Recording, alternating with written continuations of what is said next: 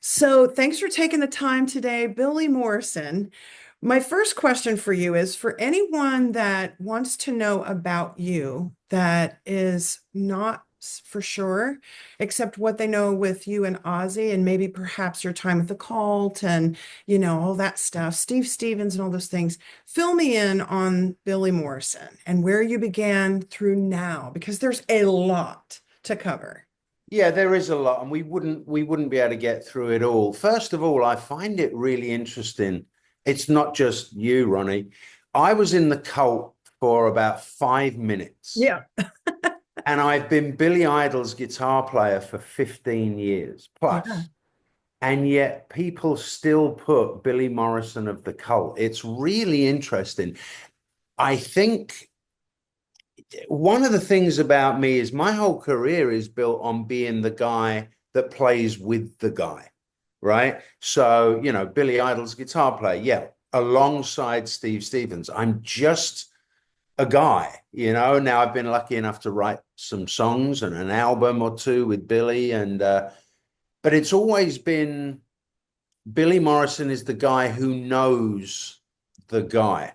So I think this album that I put out last year and the subsequent success of the singles, I think that was my answer to, well, but I also play music and write songs and produce and do all these things. So I'm perfectly happy being the guy who knows the guy, but occasionally my creative streak needs to bust out a bit, you know?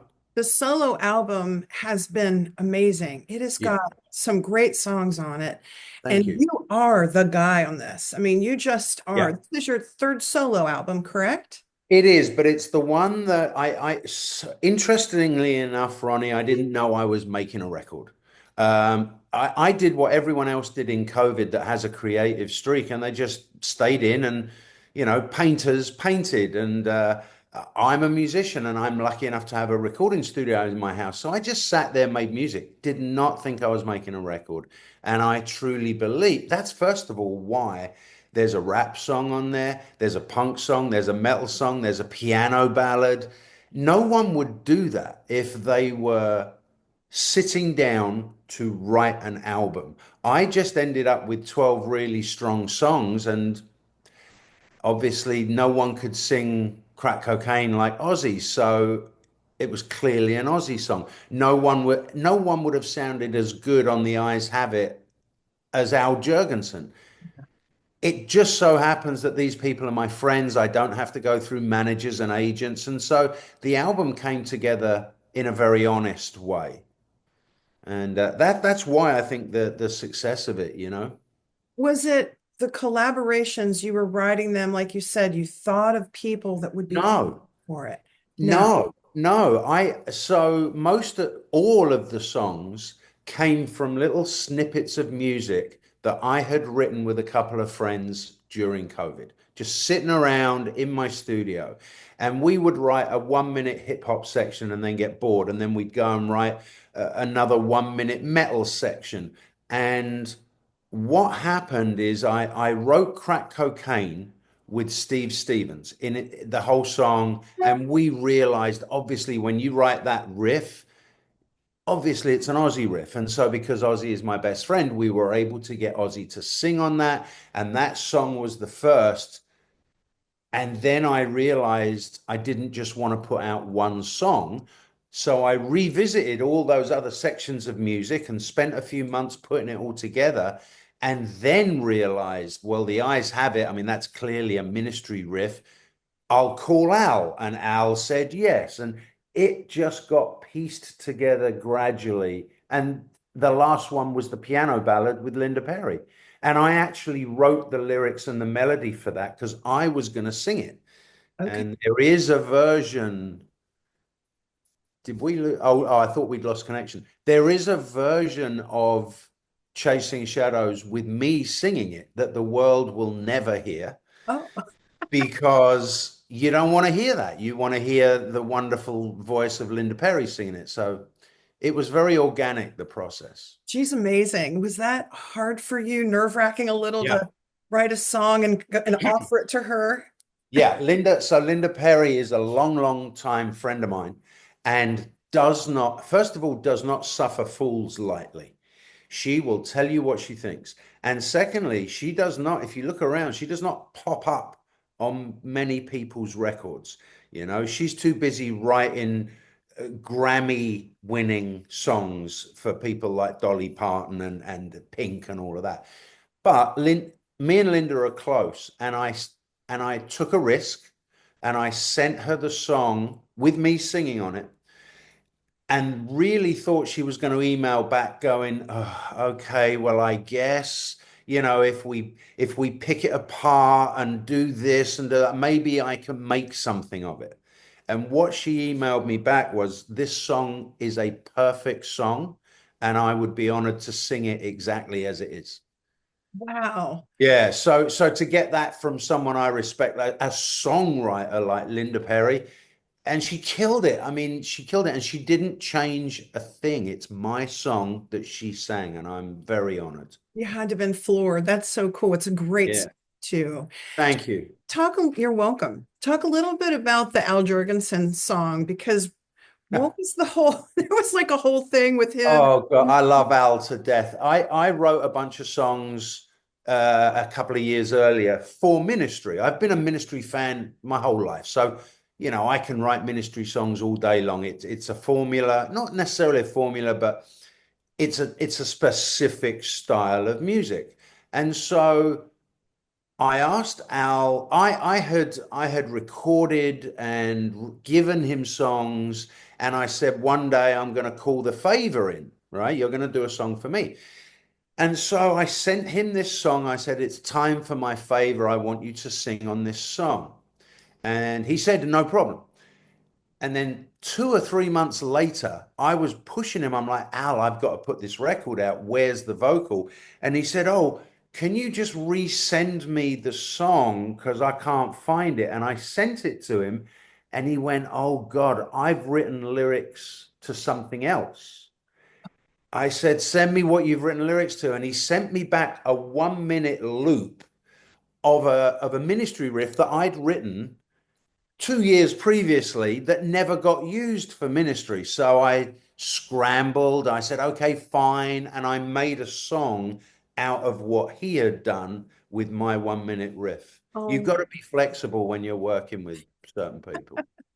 so you have a lot of different guest appearances on the record, not just vocally, but musically, like Steve Vai Yeah. and all those things. Talk a little bit about how all of that sort of came together with you, It, especially it, because you said you started writing during COVID yeah. without the premise of writing a record. Yeah, I mean, it really was quite easy because there would, but for instance, the Steve Vai track, I had written a section of music that was quite long, and I loved the music. It clearly wasn't a verse or a chorus. There were multiple key changes and rhythmic changes, but I loved how it sounded. So if it's not a verse and it's not a chorus, it's got to be a solo. Who do I know that plays multiple rhythmic changes and key changes? It's there's only one person, Steve Vai. So I'm just lucky that these people are my friends. I didn't have to go through managers or agents. I could text them directly. So each guest was just a product of me listening to a song and thinking, I know who would sound good on this. You know, I wrote the rap song just like a movie. And it was clearly a hip hop groove and a hip hop feel. I'm friends with DMC. See, So, yeah. yeah, each song was not, I didn't write it for that person. I wrote the song and then thought, some of them I sang. I mean, there's 12 songs on the record. I sing six of them. That's because I was feeling those six. And after that, I could have sung on all of them, but why when the song would sound so much better? I don't really want to serve my ego. I want to serve the song. So Yeah. I'd rather get one of my friends to sing it who's going to do it way better than I can. You've been a big fan of hip hop for a long time, Huge, too. yeah, huge. Who are your favorites? I look at NWA as the band that were really the Sex Pistols, the same thing, the shock the parents and change the music business. That punk. NWA, Cube especially, Tupac, Snoop, Public Enemy, LL. I mean, you gotta love LL. I'm an old school hip hop guy. Yeah. And you worked with Corey Taylor too. How did Yeah. all of that come about? Because that's amazing. It's another real. I mean, I've known Corey for decades. I'm on YouTube. I officiated his first wedding, and someone filmed it, and it's on YouTube if you care to go look for it. I've known him decades, and the song that he sang was clearly moody and dark, but needed a powerful voice. Again, I'm sitting there listening to it, and I can hear instrumentally, I'm listening to it, but I can hear Corey's voice. So why would I not ask? Yeah.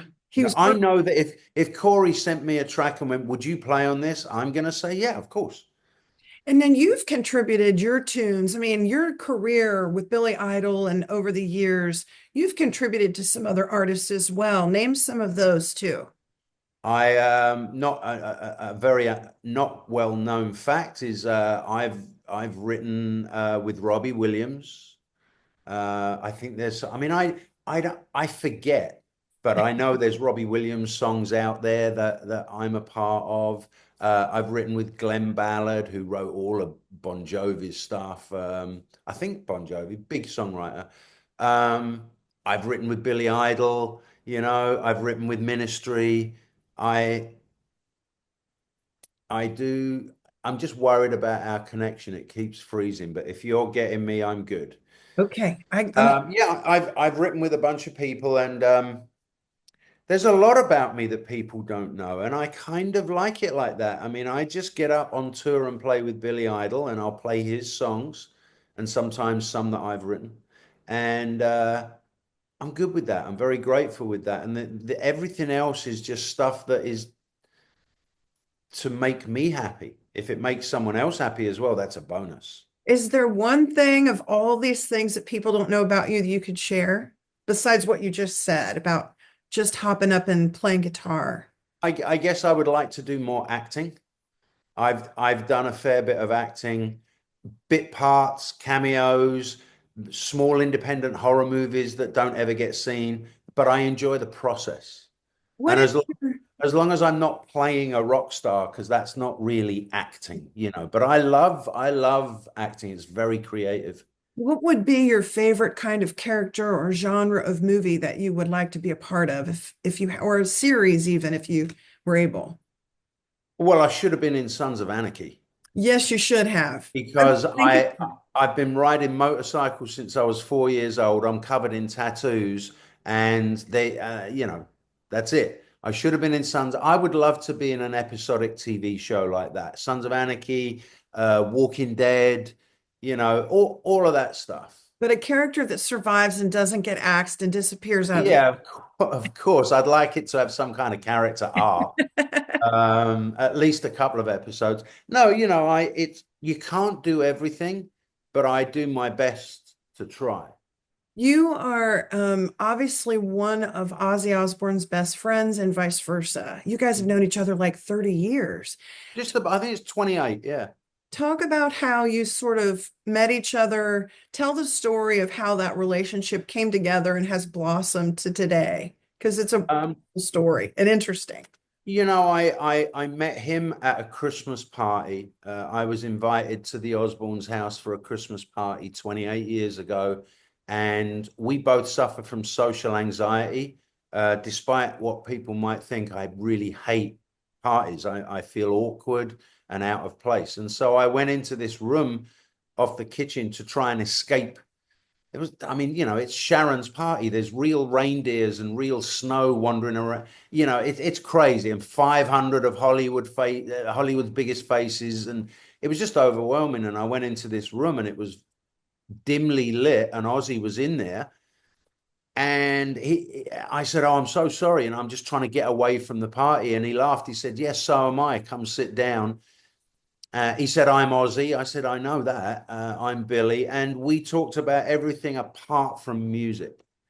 And he gave me his number and I gave him my number. And we've been best friends ever since. That's awesome. I love that, that you just talked about everything but music. You both Oh, really, we were talking about English candy and all kinds of stuff. But the friendship is based on not, it just so happens we are both musicians. That's all. talk about how you came up with the whole crack cocaine song. And currently, you've got Gods of Rock and Roll, because this Yeah. is kind of a revisit to that one, but how those songs developed with him for you. Just because the friendship is based on everything other than music. Obviously, we're both musicians, and if you're friends for nearly 3 decades, at some point, music is going to rear its head. So we have written a few things over the years. I never push it. There's some great, interesting things that we've done that probably will never see the light of day. That's up to Sharon. But Crack Cocaine was something that I wrote with Steve Stevens, and we obviously felt that Ozzy would be the best person to sing it. And he came over, he wrote some amazing. I remember his face when he came up with the title. Um, like a glint in his eye that no one's going to like this title, which means we love it because, Yes. we're old punk rockers at heart. And he sang it perfectly. And Gods of Rock and Roll is a re-recording of a song we originally did 10 years ago. And back then, Ozzy said, I'm not happy with it. It's not finished. But back then, I didn't have a record label like TLG Zoid behind me that's really helping me. And he said, we need an orchestra, we need a choir. And I'm like, dude, I don't have the money for an orchestra and a choir. But 10 years later, we re-recorded almost all the track, all the guitars and the bass, and we put an orchestra on it, we put a choir on it, and he went, now it's finished. Very nice. So these are just songs that Ozzy and I have done together over the years that finally get to see the light of day. So, if there was one song of all the people that you've collaborated with, if there was one song that you've ever heard, Billy, that you didn't write, what would it be? One that you heard and you went, oh gosh, I wish I had written that. God Save the Queen by the Sex Pistols. Ah, It's the greatest 3-minute pop song you've ever heard. If you yeah. if you dissect that song, it's a wonderful pop song with a huge chorus, and it upset the world. And I love that. I love that you answered that so quickly, because when I ask that question, because I'm always very, very curious, because it tells a lot about an artist. It takes a minute because a lot of people say, gosh, there's so many. But Nah, not for you, it's me. like, boom. Yeah, look, I love a million bands, and I'm very, very fond of so many songs. But it's like a light bulb went off in my head when I saw the Sex Pistols. The Sex Pistols were the band that changed my life, and my argument is they only ever released one album. Everything else that they've released is B-sides and demos and all of that. 12 songs and about 16-month career, and people are still talking about them. There's no other band that upset the music business so greatly in such a short space of time. And if you don't own that on vinyl, you're Oh, you're not yeah. human and we can't be friends. I can't be friends. No. You are a very busy guy. You're Thank very you. creative. I don't know how many hours you sleep a night, but I bet it's not many. No. Tell me, I do the Mark Wahlberg school of life, except with less businesses, less money, and less movies. tell me about a day in the life of Billy Morrison. What happens the minute your eyes open up to the minute you close them at night to take a nap?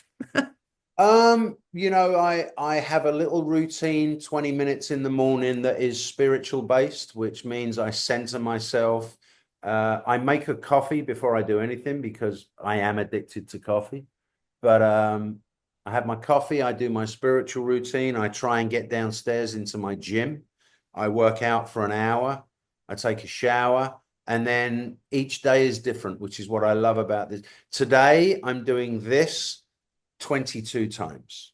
Oh, They've That's a sched lot. they've scheduled my whole day to do this, and that's today. Tomorrow, I'm recording in my studio for my radio shows that I have. Some days I might be learning songs all day for new Billy Idol stuff. I love that my life is very different every day, but it is you have to work. And so I get up early. I get up about 7 a.m. And by 9 a.m., I am spiritually centered. I've worked out, I've showered, and I'm ready for everyone else who's just waking up. You've got you've got to keep moving and not just physically but mentally too. And so that sounds like it's a part of your waking up, centering, and then doing creative things throughout your day and keeping it different so things don't get monotonous. Now, Billy just released some new music recently. So what do you think of that? And are you on that? No, I'm not on that. This is something that Billy did with a couple of songwriters over the last year or so. I've obviously heard the record, and I think it's fantastic. And Mhm. I cannot wait to play these songs live this year. We'll be out on the road from April through to the end of the year, really, all around the world. And I love that. I mean, Billy's creating up a storm these days. There's all kinds of stuff. Rock and Roll Hall of Fame nomination, Yeah. well deserved. Yeah, it's gonna be a busy year for all of us. Yes. Ronnie, I do have to say I've got the next one coming in like 2 minutes. Okay, my last question. Who are artists? We've talked about hip hop, we've talked about your favorite artists so far, but who are you currently listening to? Are there some up and coming artists that have caught your eye and your ear? I mean, I don't know about up and coming. I listen to Youngblood a lot. I'm a huge fan of Youngblood. Um, Who worked with Ozzy on a song? He did, yeah, and here's hoping that maybe there's a Billy Morrison collaboration out there. I would love to work with that kid. I think he's amazingly talented and has the ethos that I gravitate towards, which is you do it, you're doing your own thing, Yeah. you Well, know. I could talk to you all day. I know you have to move on with 22 of these today, but I do I very much do. appreciate your time. Billy Morrison, you are the master and you are the man. Thank you so very much. Ronnie, thank you for supporting. Of course, always. Have a good day. Bye bye. Bye.